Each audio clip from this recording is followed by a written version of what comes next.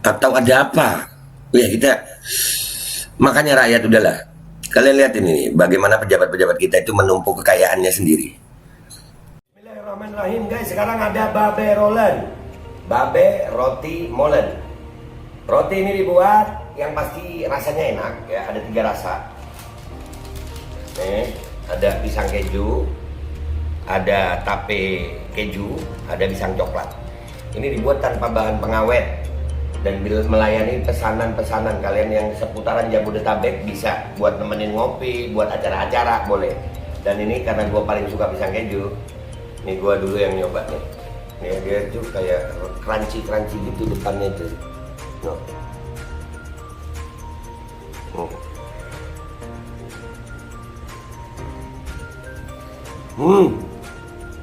Tahu kerennya di depan nih, terus di dalamnya empuk. Ya Allah. Udah nggak usah lama-lama, lu kalau kepingin langsung pesen aja, itu ada nomor WA-nya, nanti gua kalau cantumin, ada juga IG-nya, langsung pesen, murah. Segini cuman nanti dia tanya itu 35.000 kalau nggak salah, ya.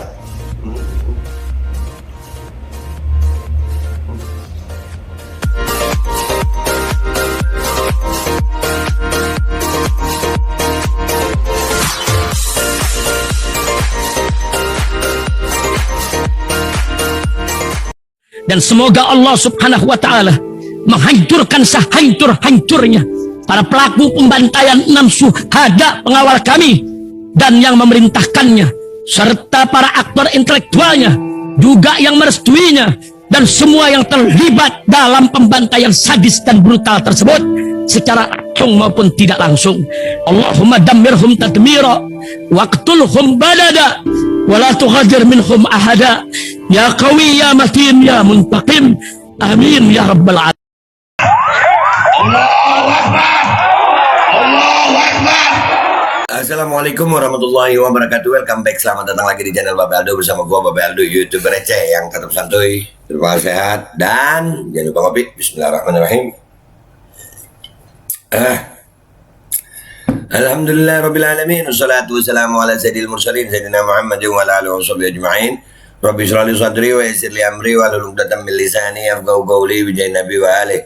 Salam revolusi akhlak, semangat revolusi akhlak. Semoga akhlak kita jadi lebih baik hari ini dibanding kemarin. Panjang umur perjuangan, merdeka, Allahu Akbar.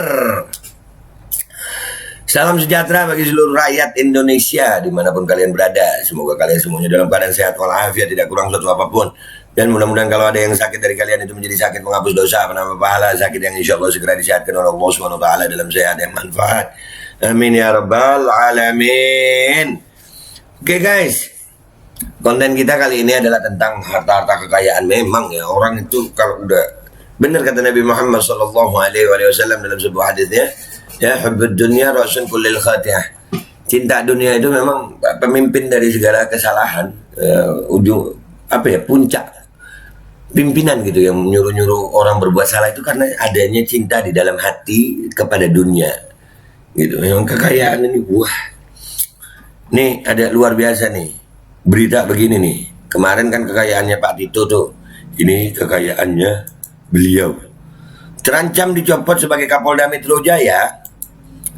Harta kekayaan Fadil Imran tidak bisa dianggap remeh. Waduh, bongkar sumber kekayaan Irjen Fadil Imran, anaknya menjadi anggota Taiwan termuda. Wah, iya ya, emang enak tajir ya Pak ya di dunia sih. Alhamdulillah deh ya Allah, kalau kasih harta ya Allah, harta yang halal, yang berkah, yang manfaat ya Allah. Harta yang bawa bahagia, harta yang bawa pahala, harta yang hapus dosa ya Rabb. Ini dilansir oleh GorontaloPikiranRakyat.com. Teras Gorontalo, buntut kasus pembunuhan berencana terhadap Brigadir J telah menyeret sejumlah nama perwira Polri yang diduga turut terlibat pelanggaran kode etik. Tidak terkecuali para perwira menengah yang diketahui pernah bertugas di Polda Metro Jaya. Ya, itu juga pernah kita bahas. Peran Kapolda Metro Jaya, Irjen Pol Fadil Imran, turut dipertanyakan di sini. Sebab sebanyak 5 anak buahnya saat ini telah ditahan di Makobrimob Kelapa II Depok dan Biro Provos Mabes Polri. Ya kemarin Ko Alvin juga sudah ngomongin ya, bahwasanya Kak Fadil Imran ini cari aman lah tempatnya, wah banyak yang kasus nggak diselesaikan lah. Iya apa? Ya begitulah, kalau mau lancar itu kan memang kudu begitu ya. Pantas aja duitnya banyak ya. Kalian mau kasus kalian ditangani, wah ya itu pakai pakai pakai sesuatu tuh, ya kan? Duit, kedekatan pejabat, tahu viral. Ya. Nah ini Fadil Imran nih luar biasa pokoknya. Ya Fadil Imran ini kita memang rada bingung sama Pak Fadil tuh. Waktu KM 50 itu kan Pak Fadil konferensi pers. Nah waktu Brigadir J kok diem aja Pak. Kenapa Pak? Kenapa? Desakan agar Irjen Pol Fadil Imran ini juga turut diperiksa sudah banyak berdatangan, terutama dari warganet. Iya, termasuk kita. Kami pengen Fadil Imran diperiksa. Bahkan tagar Fadil harus dicopot sempat menjadi trending topik di Twitter Indonesia untuk beberapa pekan lamanya. Terlepas dari desas-desus permasalahan tersebut, hal lain yang masih jarang diketahui publik adalah mengenai dapur kekayaan milik Irjen Pol Fadil Imran yang diperoleh berkat kesuksesan karirnya di dunia kepolisian. Nah ini kesuksesan karir di dunia kepolisian itu bisa mendatangkan kekayaan ya. Oh, ya. Dikutip dari YouTube Auto Populer, sebelum mengemban jabatan strategis di institusi Polri, pria kelahiran 14 Agustus 1968 ini terlebih dulu mengenyam pendidikan di Akademi Kepolisian Akpol dan tercatat lulus di tahun 1991. Di awal karirnya sebagai pengayom masyarakat, dia memulai kiprahnya di bidang reserse dan sempat menjadi Wakasat Sabara Polres Metro Jakarta Barat. Selepas dari itu, perlahan-lahan jenjang karirnya mulai menanjak, terutama ketika didapuk sebagai Kapolsek Metro Cengkareng di tahun 1999. Ya. Oke. Lalu kemudian dia dipindah tugaskan dengan jabatan yang sama ke Polsek Metro Tanah Abang di tahun 2002. Senior dari Irjen Pol Verdi Sambo di Akademi Kepolisian ini sempat menjabat sebagai Kasat 3 Dit Reskrimum Polda Metro Jaya pada tahun 2008 dan menjabat Kapolres KP3 Tanjung Priok di tahun yang sama. Bisa gitu ya? Hingga pada akhirnya setelah menduduki jabatan sebagai staf ahli sosial budaya Kapolri Jenderal Idham Aziz dari tahun 2019 hingga 2020, promosi jabatan menjadi orang nomor 1 di Polda Jawa Timur pun dirasakan Irjen Pol Fadil Imran. Oh, pernah jadi Kapolda Jawa Timur ya. Kemarin itu sama Ko Alvin itu kan itu ya, Jawa Timur itu daerah basal. Jawa Timur, Polda Metro Jaya, pantas ya aja dia. Oke. Tidak membutuhkan waktu lama, Irjen Pol Fadil Imran kemudian kembali dimutasi untuk menduduki jabatan Kapolda di wilayah penugasan lain, di mana ia dipercaya untuk mengemban amanah menjadi sebagai Kapolda Metro Jaya sejak 16 November 2020 menggantikan Irjen Pol Nana Sujana. Sepak terjang Irjen Pol Fadil Imran di institusi Polri boleh dibilang sangat mentereng. Hal tersebut bisa dilihat dari banyaknya kasus yang terkenal yang sempat ditanganinya. Mulai dari penangkapan Rian Jombang di tahun 2008 silam, lalu terlibat penangkapan Hercules dan John K di tahun 2013. Irjen Pol Fadil Imran juga sempat menangani kasus pembajakan film Warkop DKI Reborn di tahun 2016 hingga membongkar kelompok terorganisir Muslim Cyber Army pada tahun 2018. Oh, ya. Siap.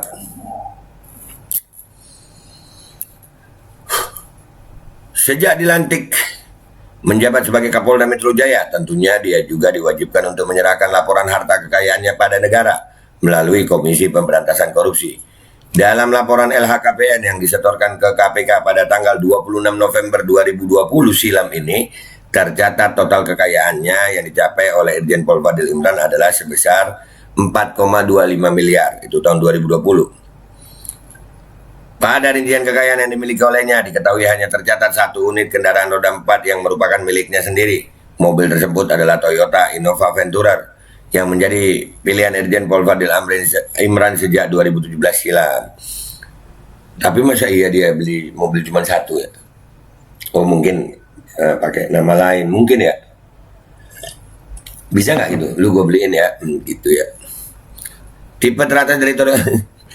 Sebelum gue lanjut, kalian percaya nggak beliau punya 1 mobil aja atau punya mobil lain atas nama lain?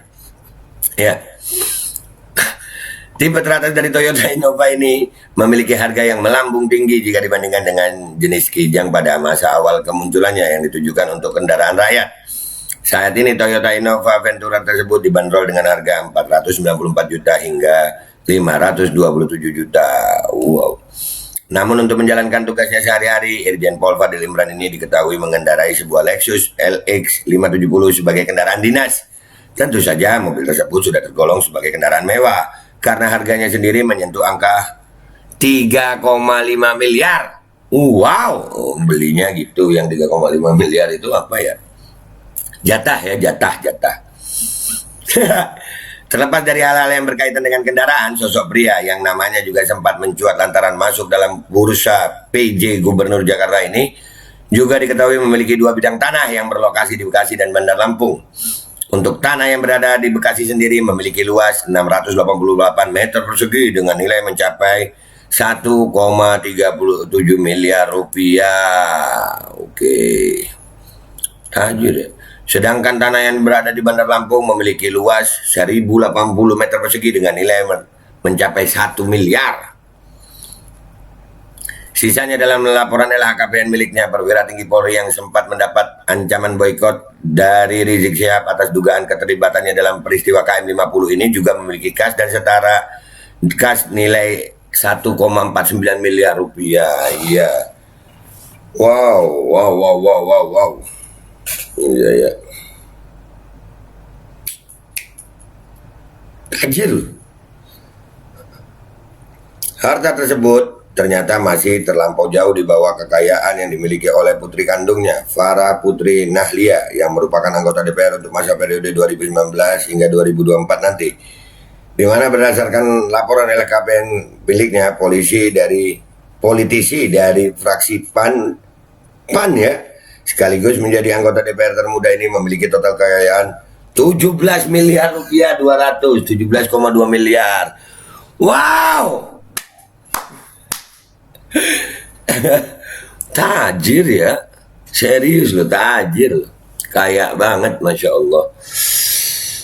Ya, intinya itulah kekayaan, guys. Ya, mudah-mudahan diambil mendapatkan kekayaan itu dari cara yang halal gitu. Tapi kalian percaya nggak ini? Ini cara-caranya halal gitu. Cara yang dipakai Pak Fadil Imran ini halal nggak? Kira-kira kita nggak tahu ya. Husnuzon aja, halal mungkin ya. Tapi masih adakah polisi bersih? Khususnya yang perwira-perwira tinggi seperti Pak Fadil. Dan kami juga heran sampai hari ini Pak Fadil belum diperiksa juga, padahal pamennya sudah banyak yang diperiksa tentang kasus Ferdy Sambo, padahal itu terjadi di wilayahnya.